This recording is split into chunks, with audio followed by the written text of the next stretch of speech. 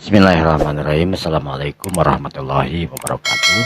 Alhamdulillah wa syukurillah mitra-mitra kaum dangu sadayana urang masih kena tiasa petepang dangu deui tiasa sasarengan deui sok sanes mung dicomantara dina dinten ayeuna urang neraskeun dihancan dongeng anu katunda dina dinten kamari jejeurna si kamileung dina dinten ayeuna teh neraskeun bagian anu ka 63. Mudah-mudahan ku ieu asa dongeng Sunda teh sing ngancantenkeun panglipur kalbu pangebrahmana hiburan kanggo mitra-mitra sadayana di mana waya ayana disukulakna anu sami-sami mika cinta tur mika resep kana seni budaya Sunda etang-etang memulai seni urang seni tradisional Sunda. Mitra sabada teh nyangkolong ti kana waktos pangat urang milajengkeun wae dongeng Sunda teh wilujeng ngangeukeun wilujeng manco tina hapena sebak-sebak para mitra kaum dangu sadayana.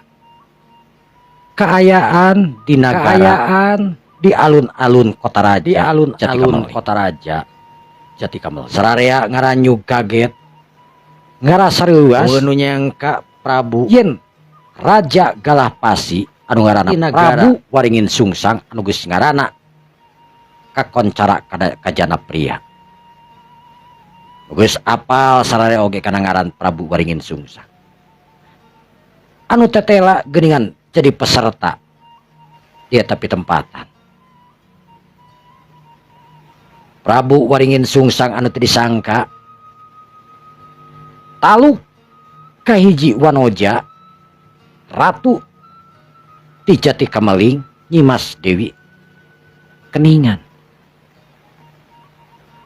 sararea ngarasa heran padahal mah Raja Galahpasi teh anu kacebutkeun gagah sakti mandraguna tapi bisa talu kahiji wanoja anu ngaranna Dewi Keningan ratu di negara Jatikameling anu bisa tur anu mampu ngimbangan ilmu kekuatan Prabu Waringin Sungsang tangtu sasa anu bisa ngimbangan Prabu Waringin Sungsang anu kasohor gagah tur sakti anu ngelehkeun para raja anu tumbang anu biasa nyambangan ka raja-raja ayeuna kudu taluk di leungeun awewe ratu di Jatikameling rahayat eak-eakan surak ngarasa bunga raja na turatu na menang perang eta sayembara teh ngajadikeun ngenalkeun raja ngenalkeun ratu di Jatikameling para peserta anu geus dielehkeun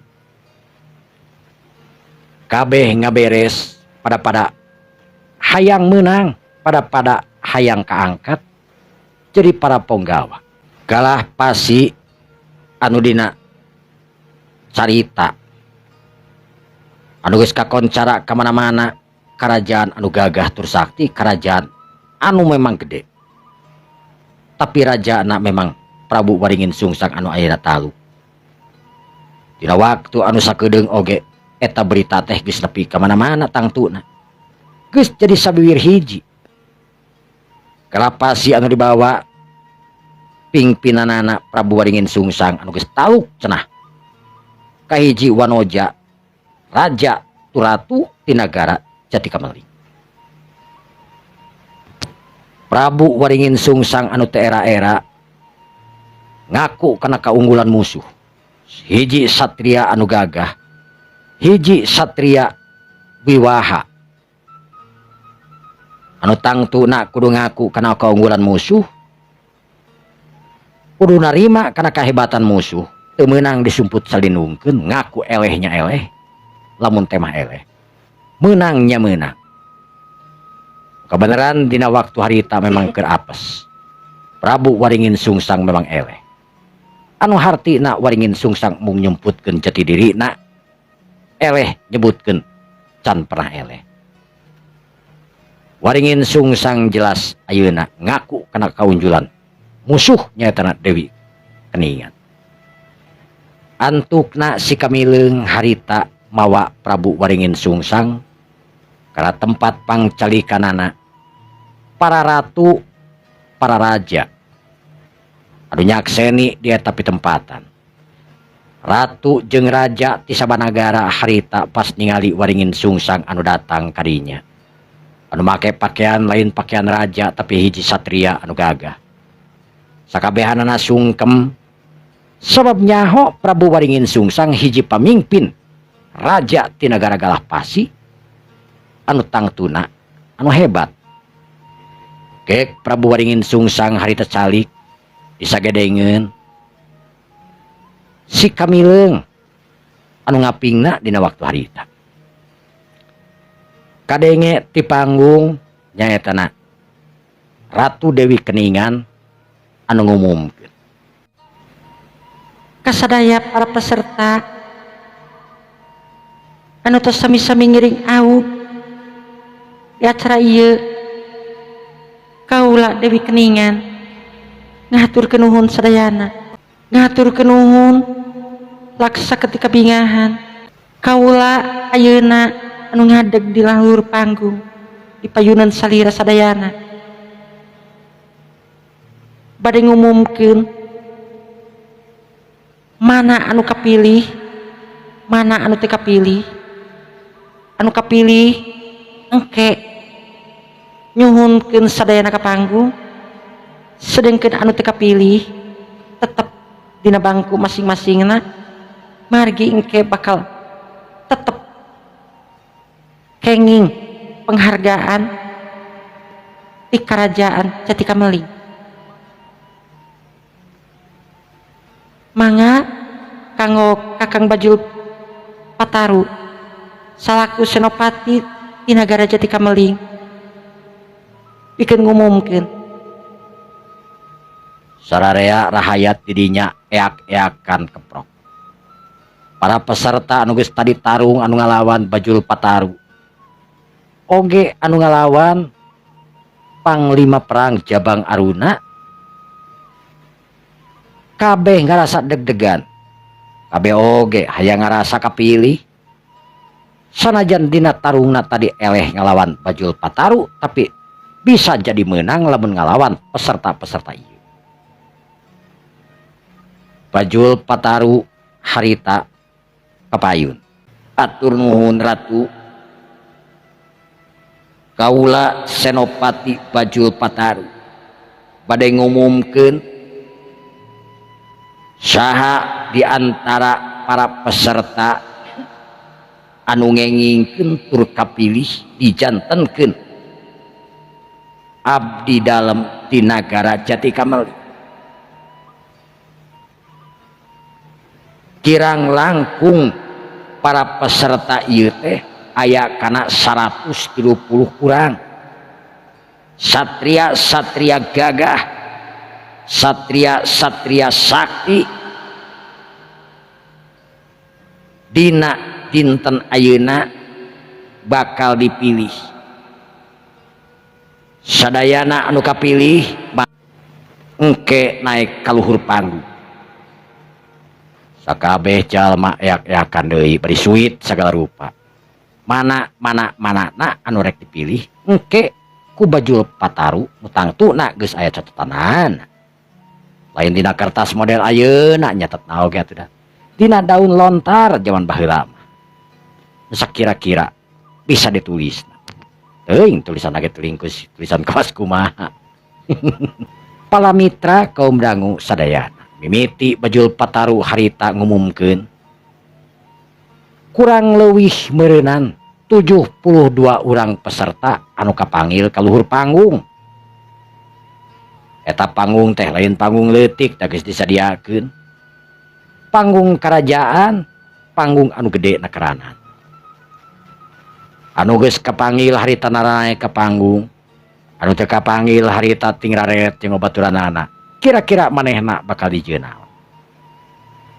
Tegung sirila Bajul Pataru harita pok ngomong deui. Para rahayat sadayana, para peserta oge tamu undangan ti para kerajaan-kerajaan, para raja anu parantos hadir, ieu anu tos kapilih di luhur panggung teh tangtosna bakal dilantik, dijantenkeun rupi-rupi terfungsi tugasna masing-masing di ieu Kerajaan Jatikameling. Tur bade disumpah nyaeta ku Gusti Agung Kamile atuh anu teu kapilih kaluhur panggung oge tangtos, moal aya anu teu kapilih sadayana ge bakal kapilih, tapi tangtos dumasar kana panilaian para jago-jago ti istana Jati Kamaling anu teu naek kaluhur panggung sadayana bakal dipilih jadi ponggawa. Kumaha, satuju? Setuju. Sararea harita keprok eak-eakan di eta nagara durung-dung harita kadenge musik anu biasa dilaksanakeun tur di gunakeun pikeun ngayakeun acara-acara gede model kitu. Dangdingdungna sora degung lantaran memang tiba heula ge meureun degung mah aya we da kenang nurungtung dina waktu harita.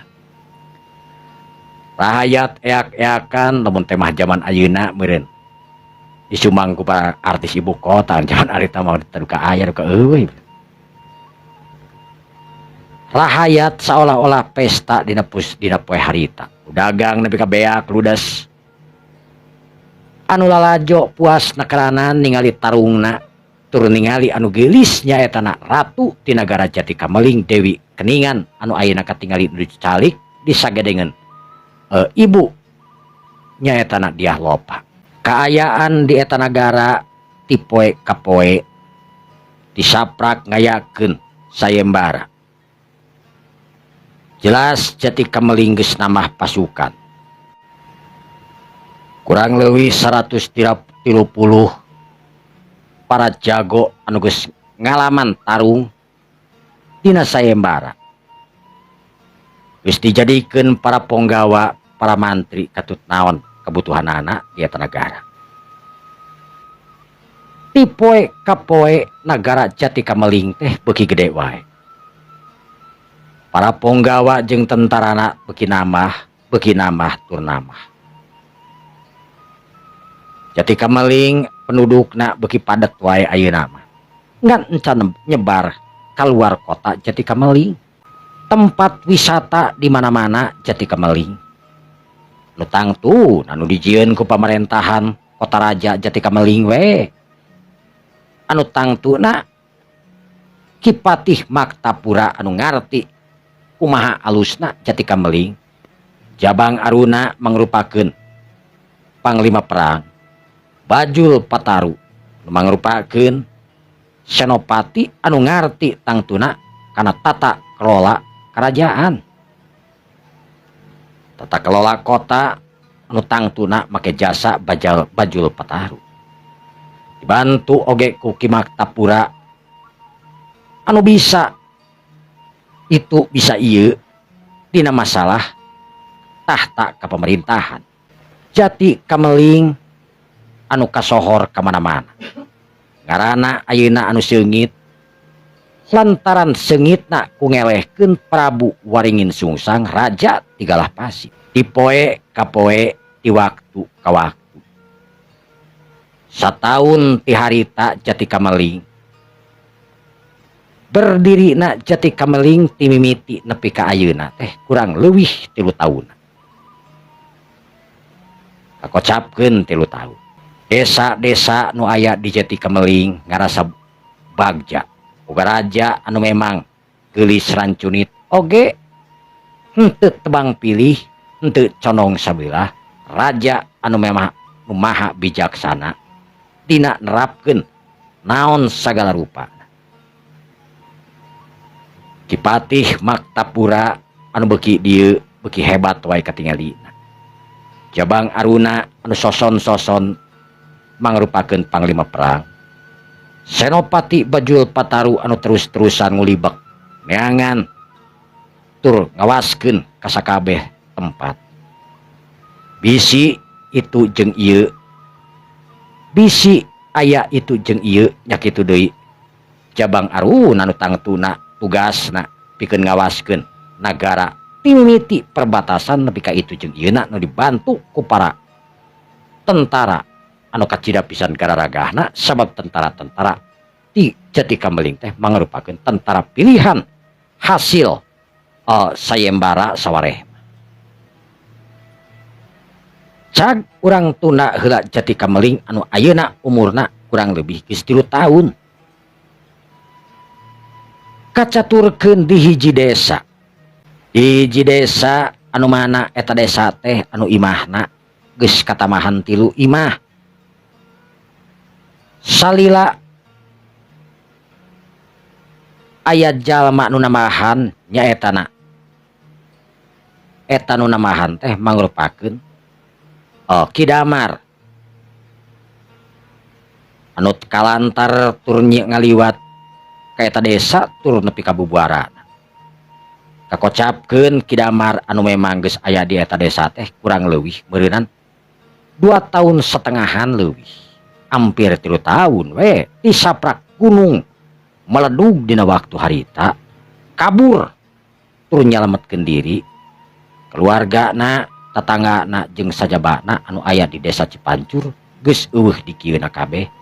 Desana geus kagulung nyetana kulahar panas tur geus teu mangrupa deui desa. Hampir 3 tahun Ki Damar cicing di dinya. Kakocapkeun Ki Damar oge geus boga keluarga.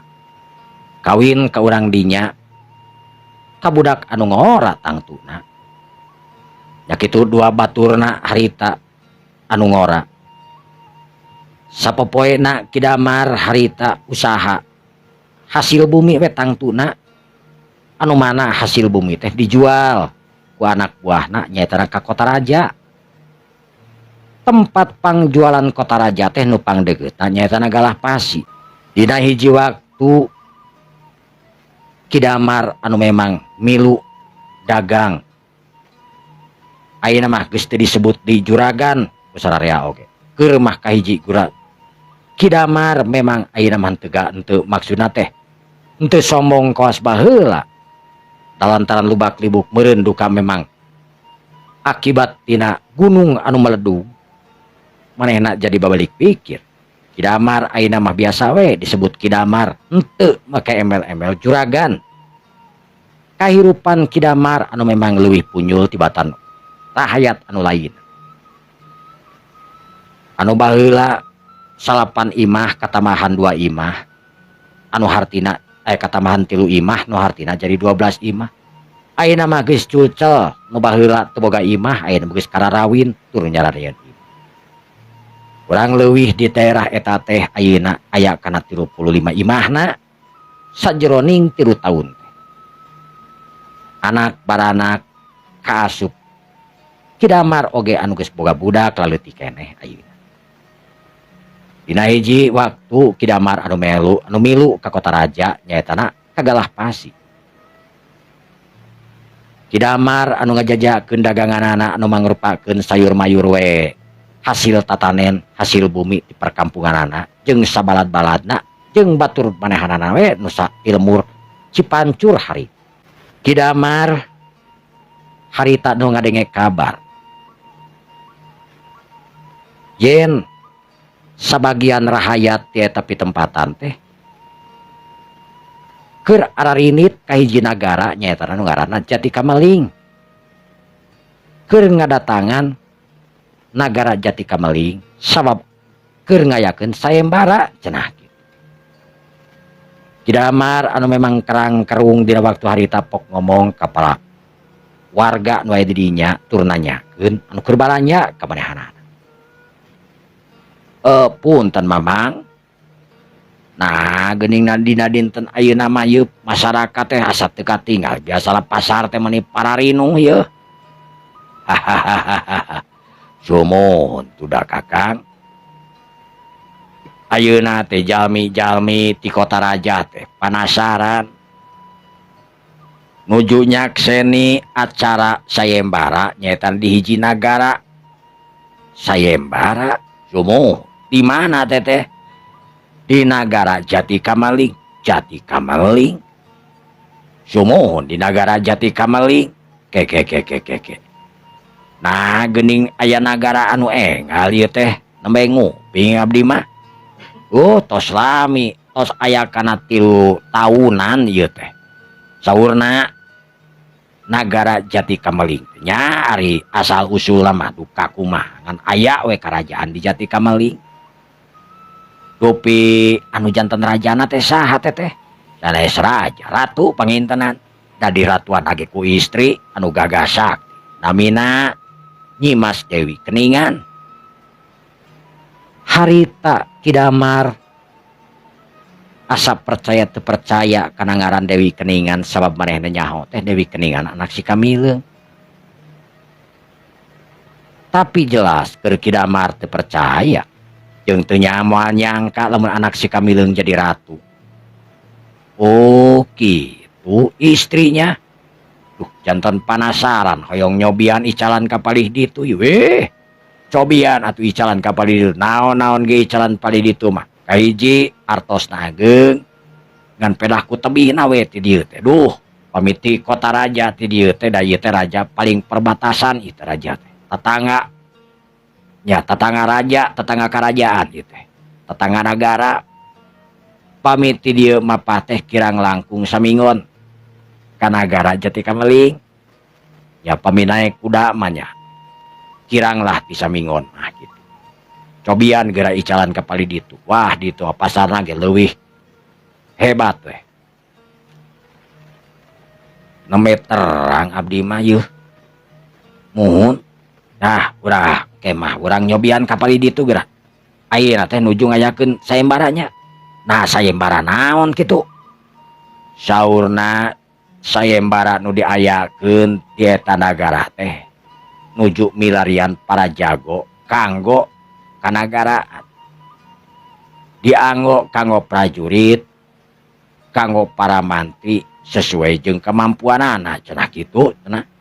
Oh kitunya teu nyangki. Aduh penasaran ieu jantenna teh. Oh sumuhun mangga we kapali ditu geura. Barang keur kitu harita bring katingali para ponggawa jeung prajurit harita ngararapi. Harita anu dararatang ti hiji nagara tangtuna. Bakarak balik siga tos balik perang we.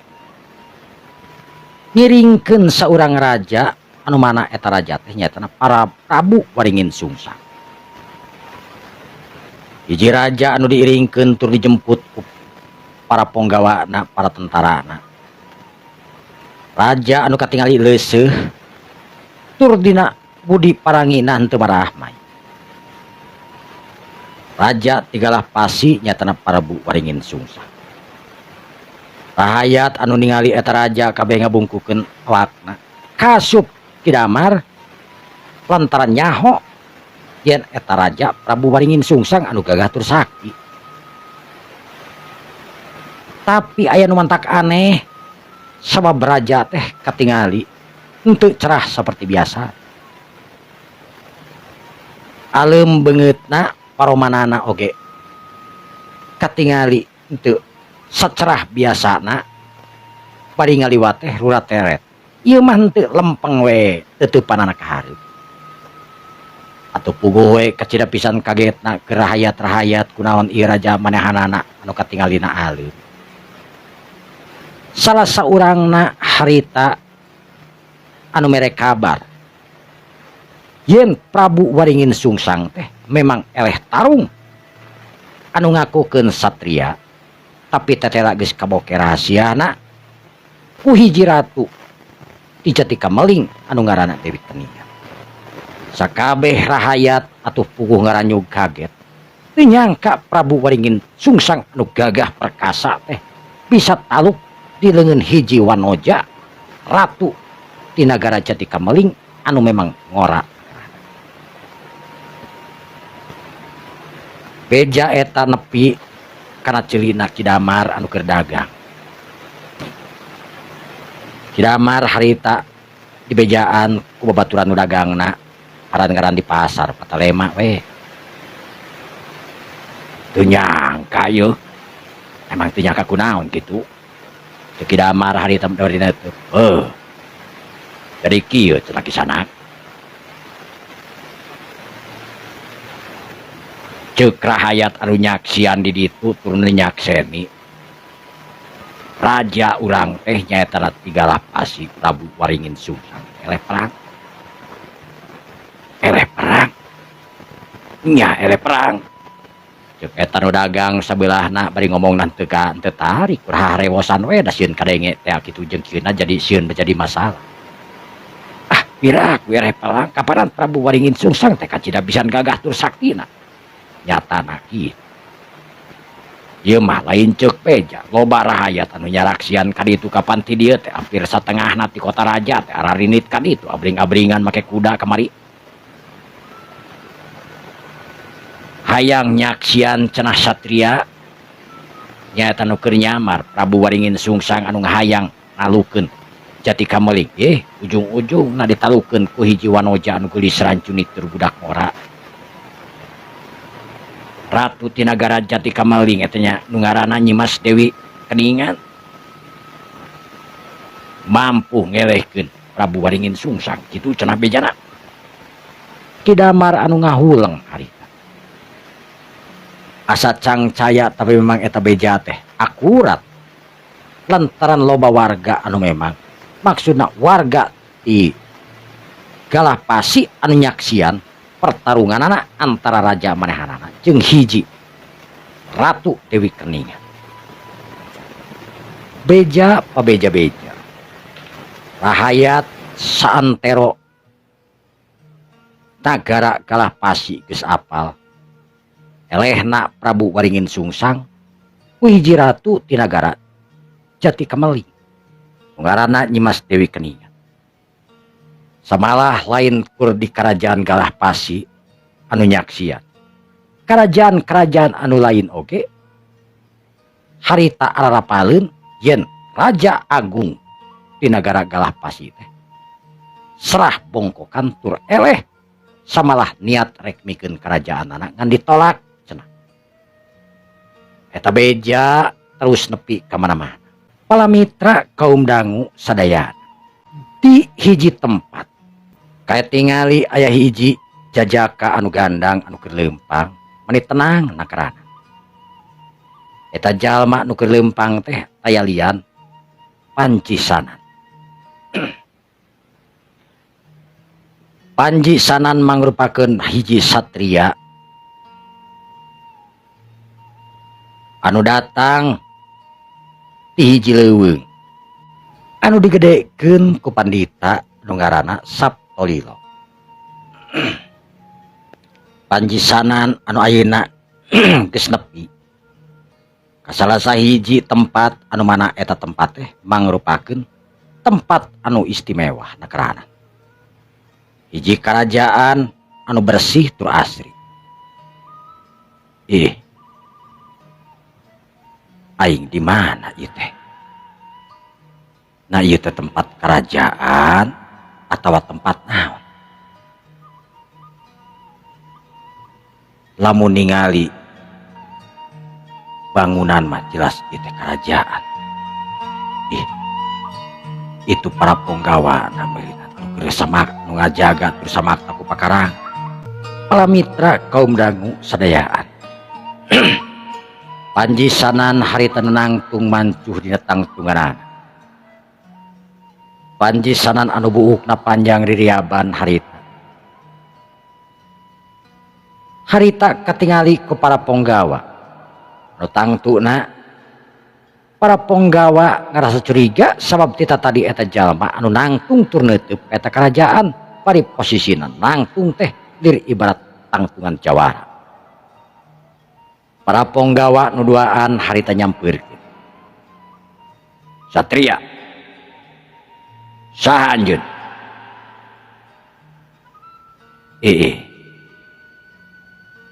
Kula nu ngaran Panji Sanan. Panji Sanan. Bener, kaula Panji Sanan. Arek ka mana anjeun? Indung suku kula menjadi penuturan kula. Menang kula nu tumanya ka Andika. Rek nanyakeun naon? ieu teh nagara naon ngaranna?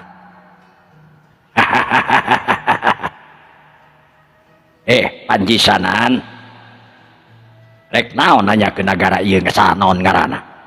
Wajar kaula nanyakeun. Nah anjeun moal ngabejakeun. Satria, naon tujuan anjeun datang ka ieu nagara? Teu boga tujuan naon kula. Kur sakadar hayang nanyakeun we. Nagara naon ieu ngaranna? Sabab kaula ngaliwat ka ieu daerah, ka ieu nagara. Karamean di ieu nagara, kaasrian ieu nagara ngajadikeun kula panasaran hayang nyaho nagara naon ieu ngaranna. Budak ngora Satria, kula moal waka mere jawaban. Nagara naon ieu ngaranna? Kunaon? Kula hayang nanya heula ka Andika Satria nu ngaran Panjisanan. Di mana asal Andika? Kula di alam kebebasan. Kula teu boga lembur. Teu boga lemur, kula teu boga lembur. Tempat kula di mana kula eureun eta tempat kula. Lucu euy. Panjisanan ngaran anjeun kacira pisan hebatna. Panjisanan, tujuan anjeun datang ka ieu nagara tadi geus dijelaskeun kula. Kula teu boga tujuan datang ka ieu nagara. Ieu nagara kur sakadar kalidiwatan ku kula anu memang teu boga tujuan. Kula anu nuturkeun inung suku ka mana wae kula initna. Ka mana kuling leumpang anu cantangku init ka salah sahiji tempat teu nyaho di mana padumukan kula kena.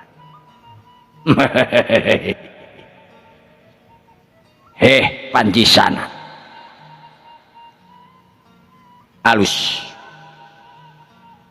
lamun anjeun hayang apal ieu nagara teh ngaranna Jambarwati. Nagara Jambarwati, nagara Jambarwati saha raja ti nagara Jambarwati? Naon nanyakeun raja? Emban meureunna nagara teh kudu aya rajaan lain. Manya ti nagara Jambarwati aya rajaan mah. Panjisanan, sanajan anjeun apal kaeta nagara kaeta raja di nagara kaula Jambarwati, tapi eueuh hartina anjeun apa? Ya tangtu kula aya hartina. Isuk jaganing geto sahanunya kula bisa nulungan, sahanunya kula papanggih, sahanunya kula jadi rahayat di nagara. Oh gitu. Nagara kula nagara Jambarwati anu dirajaannya eta ku Prabu Amarwati. Bener, Amarwati. Hiji raja anu gagah sakti, anu kagungan patih anu namina Jantiri. Gusti Patih Jantiri gaduh rai anu namina Senopati. Taruna Jati. Kedua tokoh eta ti karajaan oge tos cekap. Kasep. Panjisanan. Ulah lila-lila cicing di ieu nagara lamun memang anjeun teu boga tujuan jeung maksud. Memang kunaon? Ulah lain bangsat. Ulah lain nu jahat. Urus sakadar nanya. Saha jeung naon ngaranna ieu nagara? Naon anjeun make jeung ngusir kula sagala? Panjisanan. Ulah heuras tulang beuheung bisi anjeun cilaka buru-buru tinggalkeun ieu nagara sabab ieu nagara teu penting keur jalma model anjeun nu hulang-hulang kawas kitu mikiran bang keliling. Ulah teu boga bang keliling geus lila oge. Baheula pernah boga teh kan geus dibayaran we. Henteu ayeuna. Syukur atuh kitu mah. Geus ayeuna mah nyingkah. Jauh-jauh ti nagara kula Jambarawati. Sabab nagara Jambarawati hiji nagara anu memang tangtu anjeun dina hiji waktu bakal apal. Kumaha kahebatan Jambarawati. Ponggawa ulah kena-kena anjeun samakta ku pakarang. Kumaha lamun kula anu tetep hayang cicing di nagara tur hayang asup ka ieu nagara. Nah anjeun teh satria di bejaan ku kula bisi cilaka kaula mah karunya kasasama manusia buru-buru nyingkah ti ieu nagara ulah deukeut-deukeut euy bahaya kabejaan kitu teh karunya we kula mah ka jalma anyar pinanggih model anjeun pelongo kawas kitu. Yai mohon kakang cobi piwarang angkat we ieu jalmi nu anyar pinanggih teh ieu ulah nepikakeun lebet ka ieu ka nagara ieu beungpeung aya di perbatasan. Para ponggawa sakali deui kula henteu boga niat jahat ka ieu nagara bari jeung naon atuh kula teu perlu naon atuh make jeung sieun piranan kula hayang cicing heula di ieu nagara anjeun nepi ka teu meunang sagala rupa. Nah memang raja anjeun nganjurkeun kudu kieu. Panjisanan ulah geus mere peringatan ka anjeun ulah bandel ulah geras tulang beuheuk. Buru-buru anjeun nyingkah ti pitempatan ulah teu miharep anjeun cilaka anjeun beunang ku bancang pakewu sabab ieu nagara teu narima jalma anjar pinanggih model anjeun kawas kieu. Nah make jeung anyar pinanggih sagala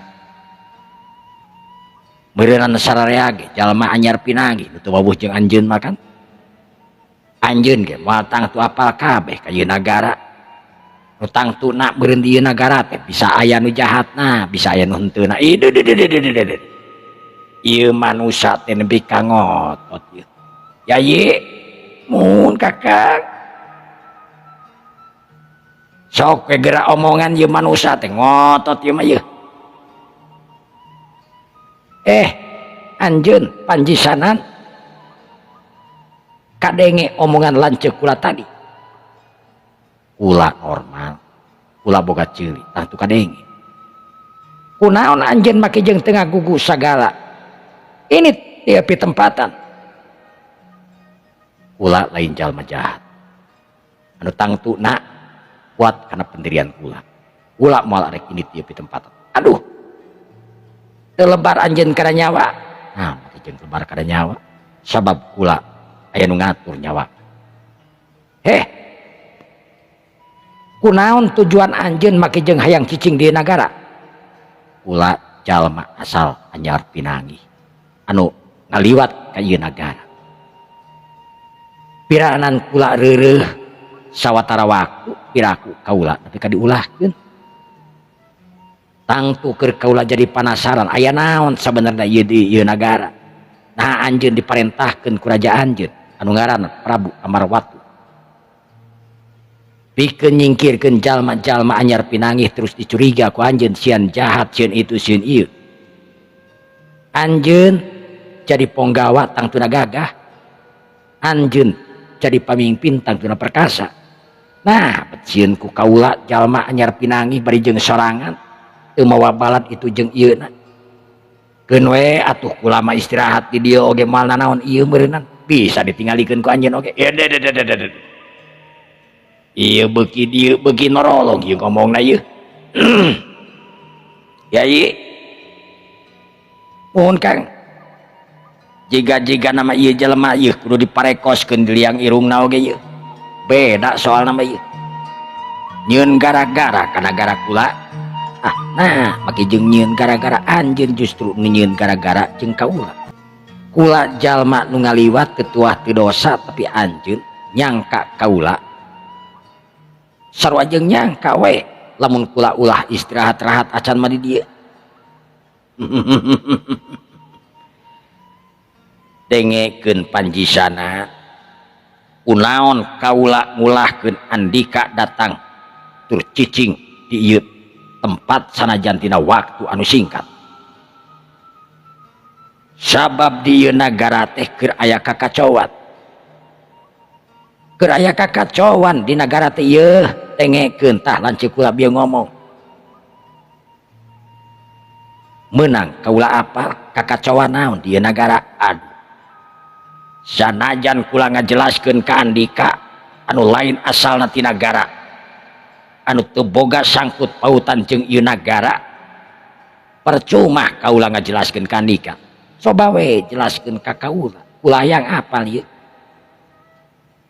Kakang ieu manusia teh bedegong teuing jelaskeun we tuh tuman teh hayang nyaho ieu kawas kumaha sugan atuh urang menang pendapat ieu ti jelema ieu cok dengekeun panjisanan ieu nagara teh memang ayeuna keur aya kakacauan loba karaman anu dararatang ka ieu nagara anu hese pisan disingkahkeunana tur eta karaman teh kacida pisan gararagahna jadi anjeun teh sieun kula teh karaman anu keur nyamar salah sahijina memang kawas kitu apan anjeun teh ponggawa nu tangtuna bisa nalingakeun bisa newak bisa itu jeung ieuna boga kakuasaan di kanagaraan batur anjeun teh lain kurduaan tangtu ngaran-ngaran punggawa boga batur boga tentara anu ribuan jumlahna kan memang bener kula boga balad ribu-ribu tapi henteu sakabehanana nganyahokeun kana ayana karaman kana arayana kakacauan nah maki jeung teu sakabeh teu dinyahokeun emang andika ngahaja nyumputkeun ka kana kakacauan ieu henteu anaha tuh make jeung daek-daekan nyangka kula mangrupakeun baladna para karaman naon alasanana sabab geus jelas anjeun anu maksa hayang cicing di ieu nagara pan kula geus ngajelaskeun kula hayangna cicing di ieu nagara teh lain arek milu ilu biung kana itu jeung ieuna tapi kula ngadon istirahat kula ngarasa capek lempang tinu jauh kabeneran ieu manggih nagara anu karasana asri karasana genah tur tiis kula tertarik kula hayang milu istirahat di ieu nagara nah ari anjeun ngulah-ngulah sagala rupa jigah ngulahkeun kula teh saolah-olah penjahat saolah-olah kula teh karaman anu ayeuna keur ngaranyah anu ayeuna keur ngaruksak ka nagara anjeun norolong ari ngomongna ieu jelema teh saha sabenerna ieu panjisanan panjisanan terus anjeun rek kumaha kula rek milu istirahat rek milu rehat we sakedeung di ieu nagara lilana sapeuting atuh meureunan sakedeungna nepi ka kula seubeung istirahat sabab karasana ieu nagara teh tiis angina leutik ngadelingding Kang mending geus we ijinan ieu jelema teh siga-siga nama bener ieu jelema teh lain jalma jahat teu bisa kitu ya ieu aya undang-undang na asup ka ieu nagara teh nah undang-undangna kumaha undang-undang kahiji jalma nu teu becus nanaon bisa asup ka ieu nagara. Kumaha cara ngecekna? Ya cara ngecekna tarung jeung kula ada kurang mah teu bisa nanaon sok we. Lain kitu kita. Undang-undangna teu meunang jalma liat asup ka nagara ieu. Sabab memang tadi geus disebutkeun nagara keur aya kakacauan, saha wae nu asup ka nagara ieu tangtu bakal dicuriga, tangtu bakal disangka kaasup anjeun anu ayeuna datang ka ieu nagara teh geus disangka jelasna karamat.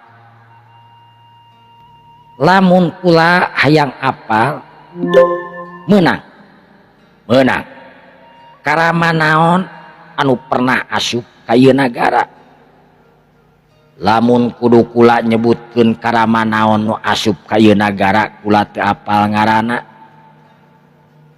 Ngan anu jelas cenah ceuk cenah loba karaman anu asup ka ieu nagara teh ngaranna karaman-karaman anu hebat. Aya nu disebutkeun kalaman nyaetana kalongros bener atawa disebut kalong beureum. Eta kalaman anu ngaran kalong beureum teh mangrupakeun sagorombolan jalma hebat gagah tur sakti nepikakeun daek ngaranyah kaasup ka nagara-nagara, kaasup nagara kula nagara Jambarwati.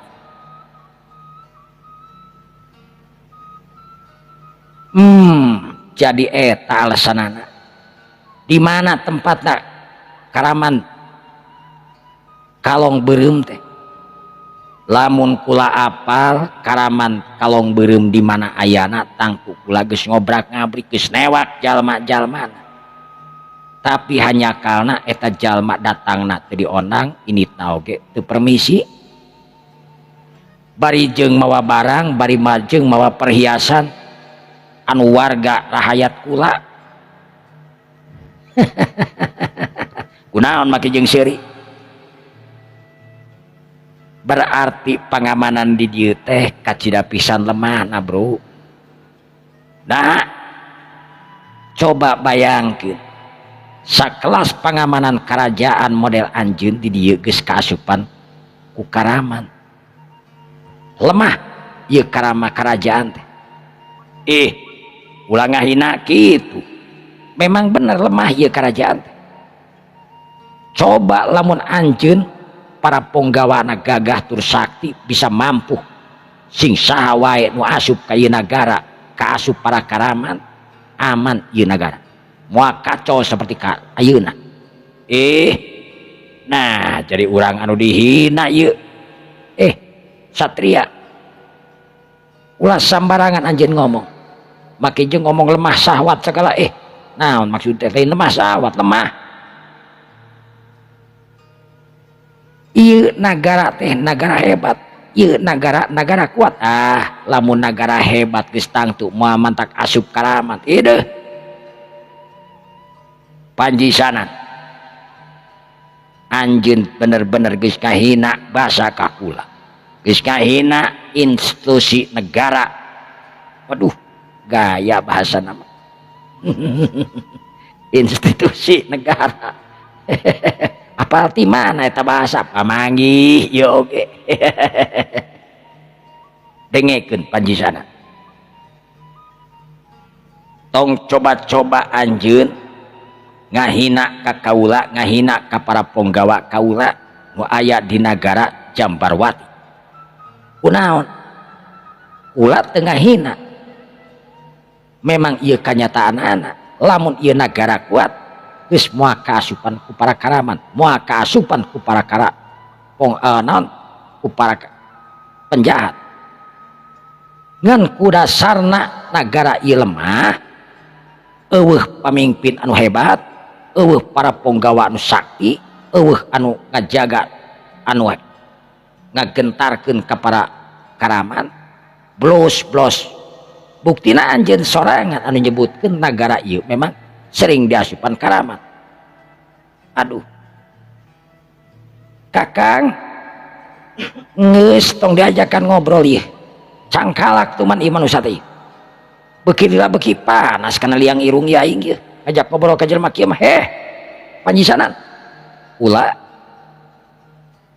anjeun ngomong kitu wani kudu jeung tanggung jawabna ulah siap jeung tanggung jawab moal samata-mata kula ngomong kitu lamun kula teu tanggung jawab kurang ajar panjisanan ulah jadi penasaran kudu maka anjeun saha sabenerna anjeun ieu eta jalma anu keur ngajaga mangrupakeun ponggawa anu samakta ku pekarang harita ngaheumatkeun pedangna nu maksudna rek nigas kana beheungna panjisanan tapi barang oge panjisanan teh barang oge harita leungeunna digerakkeun panjisanan anu neuteub seukeut kana pelebah leungeun eta jalma karasa eta leungeun anu rek ngagerakeun pedang dak dumadak harita lir ibarat sing sireuman pluk ngantukna pedang harita murak jauh jeung eta jalma harita ngorejat kaget sebab leungeunna ujug-ujug karasa sakomperna keranan panjisanan anu seuri harita pantesan kakaraku sakitu anjeun geus lagrag pedang teu salah lamun loba para penjahat anu asup ka ieu daerah teu salah lamun loba karaman anu datang pikeun ngabengkot naon wae wayah harta di jerona kurang ajar saha anjeun sabenerna ulah geus dibejakeun ulah panjisanan panjisanan kurang ajar anjeun geus wani-wani ngahina ka lanceuk ka ulah rasakeun ieu curilat eta ponggawa ngacurilat bari ngaheumatkeun pedangna karasa eta pedang harita nepi ka ting sariutna keranan sedengkeun panjisanan harita ngadeun nangkeup harigu we barang pedang harita rek nepi kana awakna kurang leuwih ti sajengkal panjisanan anu ngagunakeun aji lembu sakilan harita eta pedang lir ibarat mental ka tukang bari ngabletok jadi sababaraha bagian aneh bin ajaib kabeh para ponggawa anu dararatang ti jero ngarasa bingung kunaon ieu satria teh teu nyerang teu naon tapi ponggawa nepi ka mental keluar jeung pedangna nepi ka jadi sababaraha bagian saha ieu manusia teh teuing kitu ieu manusia teh sahanya wah ieu manusia teh pengaco jiga dieu saha diga ulah panjisanan ulah panjisanan para ponggawa sakabeh anu bararodo pantesan nagara anjeun kasupan wae ku para penjahat tagi ieu geuningan ieu buktina ieu para andika anu balegug